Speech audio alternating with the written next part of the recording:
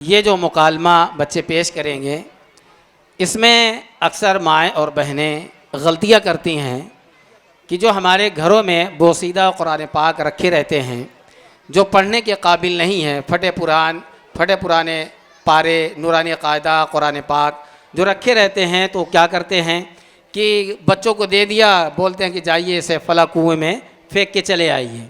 यानी जो पुराना जो कुआं बंद पड़ा है जिसमें दुनिया भर की नजासत गलाजत भरी पड़ी है, उस कुएं में हम अल्लाह के कलाम को, अल्लाह के कुरान को फिकवा देते हैं। ये उसी के ताल्लुक़ से है कि अगर हमारे पास बोसीदा पुराने फटे कुरान पाक हैं तो उनका क्या करना चाहिए, उनका सही तरीक़ा क्या है। चलिए बच्चों।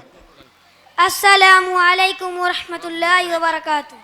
वालेकुम अस्सलाम वरहमतुल्लाहि वबरकातुहू। अल्फाज भाई, इकरिमा भाई खैरियत से हैं? अल्हम्दुलिल्लाह, अल्लाह का शुक्र है। गट्ठर उठाए कहाँ चले जा रहे हैं? जा रहा हूँ थोड़ा काम से। इस गट्ठर में क्या है? इसमें बोसीदा कुरान पाक है जिनके वरक फटे हुए हैं और कुछ दीनी किताबें हैं जो फटे पुराने हैं और अब पढ़ने के लायक नहीं। इकरिमा भाई बोरी में भर कर कहाँ ले जा रहे हैं? जा रहा हूँ बहराना। बहराने में एक कुआं है जो इस्तेमाल नहीं होता, जा रहा हूँ उसमें डालने। अस्तगफिरुल्लाह अस्तगफिरुल्लाह।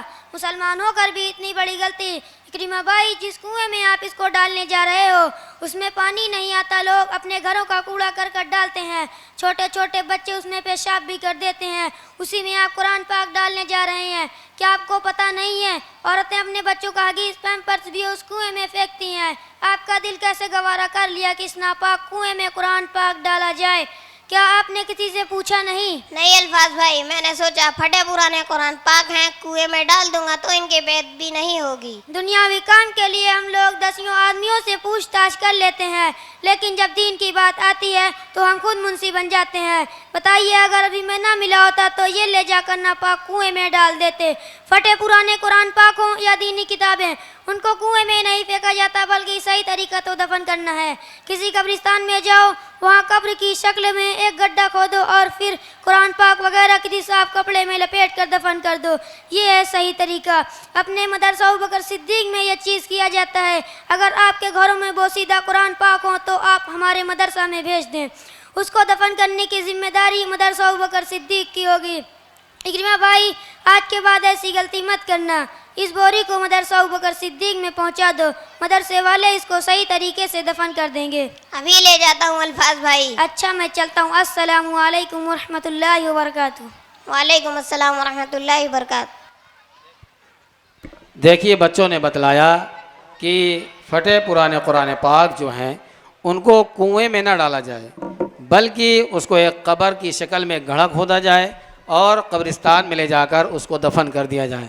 ये मदरसा अबू बकर सिद्दीक में ये निज़ाम कायम है कि अगर आपके घरों में फटे पुराने कुरान पाक या पारे वग़ैरह हैं या अरबी की कोई किताब हो, उर्दू की कोई किताब हो जिसकी बेअदबी होती हो, आप पढ़ना नहीं चाहते, वो इस्तेमाल के लायक नहीं हैं, तो आप मदरसा अबू बकर सिद्दीक में पहुंचा दें। मदरसा अबू बकर सिद्दीक के बच्चे उसको बाहिफाजत, जो सही तरीक़ा है, कब्रिस्तान के अंदर कब्र की शक्ल में गड्ढा खोद कर उसको सही तरीक़े से दफन कर देंगे, जो उसका सही तरीक़ा है, ताकि उसकी बेअदबी ना हो।